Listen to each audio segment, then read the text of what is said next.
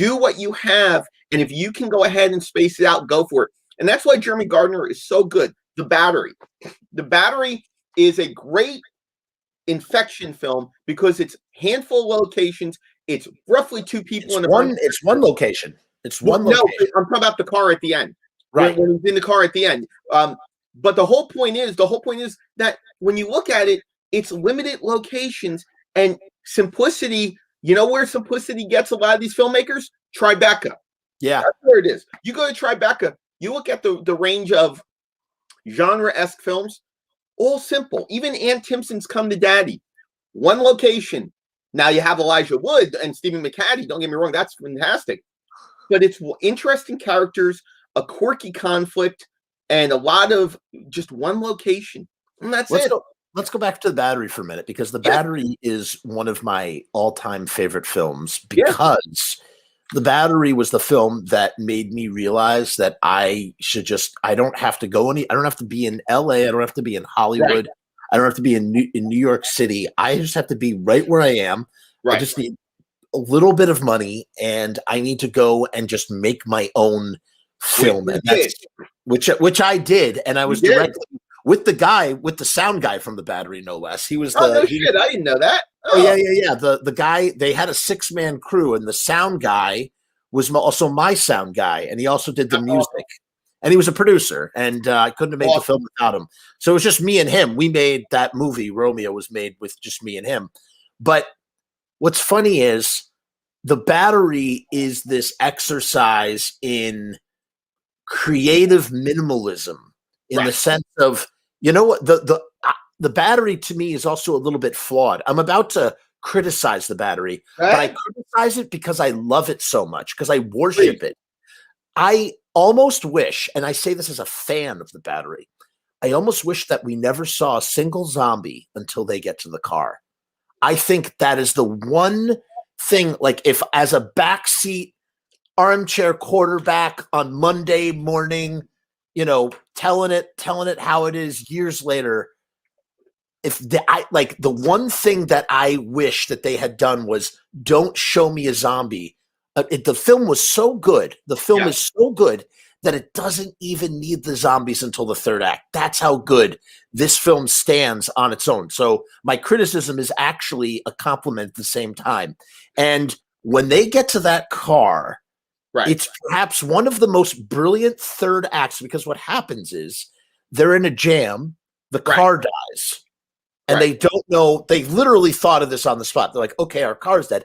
And it's like, this is the type of stuff that should be like, The Battery should honestly be taught in filmmaking classes, because it is a textbook example of going, okay, our car died, which was 1/10 of their budget was the car.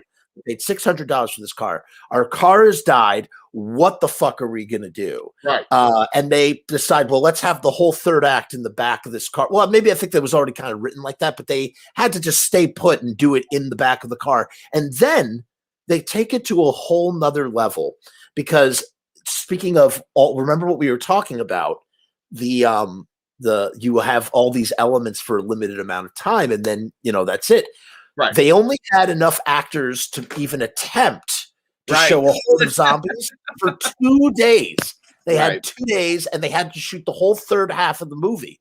And so they decided, because they didn't have enough time, they said, I know, let's get all the big scenes that we need.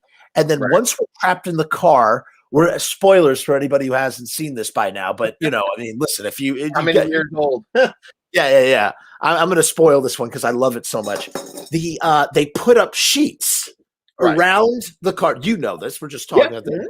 They put sheets up around the car to block out the people, and then they just shook the car. It is genius. This is genius to me. And then they take it another step further, where they're like, okay, we don't have any zombies. How are we going to film the most climatic part of the film, where he's got to run out and get the keys and bring them back? How are we going to show this? I know. Let's show nothing. You know what they did? They did the reservoir concept, which is, we're not going to show you the bank robbery. We're going to show you all the stuff that happens after the bank robbery and before the bank robbery. So it's like, we're not going to show you the action of Mickey running out and getting the keys. We're going to, or Adam to run out and get the keys. We're going to sit with Mickey in the trunk for an unbroken 12-minute take, 12 minutes, because that's how long the Canon 5D records for. And we sit there, and they did, that's exactly why it's a 12-minute take. So, and the film is 100 something minutes long. So 1/10 of their film was done in one take. Isn't that amazing? And you know what? I got to tell you, I hate to get vulgar here for a brief moment. That stuff gets my dick hard, dude. Like, it gets my synapses firing of like, oh my God, like, how can I do that? I want to do that.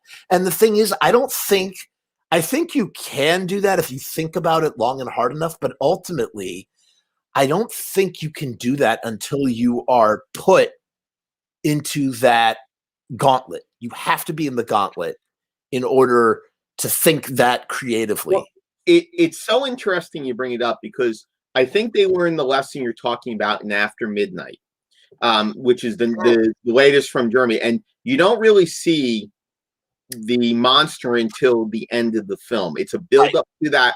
And it's basically Jeremy and flashbacks that lead with Bria Grant, I believe, is the actress that's in the film. And you see that at the end, if I remember it correctly. But you're so right in what you're saying. And, you know, if you put your mind to it, and I'll use Blair Witch Project as my example.